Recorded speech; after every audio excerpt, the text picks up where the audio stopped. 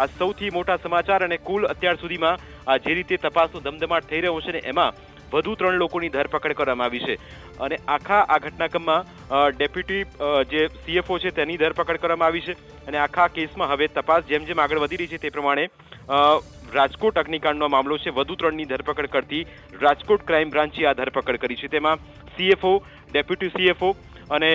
welding supervisor છે તેની ધરપકડ કરવામાં આવી છે અત્યાર સુધીમાં કુલ 10થી વધુ લોકોની આખા આ અગ્નિકાંડમાં ધરપકડ કરવામાં આવી છે અને કોઈને પણ છોડવામાં નહીં આવે એ રીતની માહિતી મળી રહી છે કારણ કે અને એના જ આધારે એટલું સ્પષ્ટ છે કે આખી આ ઘટનામાં કોઈને પણ છોડવામાં નહીં આવે ને આ સ્થિતિ અત્યારની છે તપાસ જેમ જેમ આગળ વધશે તેમ તેમ વધુ ખુલાસા થશે પણ અત્યાર સુધીમાં આ ટોટલ કેસમાં ટોટલ 10થી વધુ લોકોની ધરપકડ કરવામાં આવી છે જેમાં સીએફઓ ડેપ્યુટી સીએફઓ અને વેલ્ડિંગ સુપરવાઇઝરની ધરપકડ કરવામાં આવી છે આ તપાસ જેમ જેમ આગળ વધી રહી છે તેમ તેમ વધુ ખુલાસા આમાં આખી આ ઘટનામાં થતા રહેશે અને એમાં જ વધુ આ સફળતા મળી છે અને સાથે એ પણ અહીં કહી શકાય કે આ ઘટનામાં જે સુપરવાઇઝર છે તેની કયા પ્રકારની ભૂમિકા હતી સીએફઓ છે જે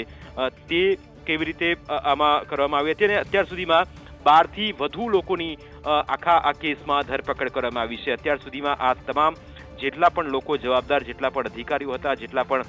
આખી આ ઘટનામાં સંડોવાયેલા હતા તે લોકોને છોડવામાં નહીં આવે ને વધુ 3 આરોપીની ધરપકડ સાથે 12થી વધુ 12 આરોપીઓની અત્યાર સુધીમાં આખા કેસમાં ધરપકડ કરવામાં આવી છે એટલે કે જેમ જેમ આ તપાસનો ધમધમાટ તેજ બનશે જેમ જેમ વધુ વિગતો આવશે તેમ તેમ તેમાં ખુલાસા થતા રહેશે કારણ કે અત્યાર સુધીમાં આ એક સૌથી મોટું અપડેટ અને વધુ 3 લોકોની ધરપકડ કરવામાં આવી છે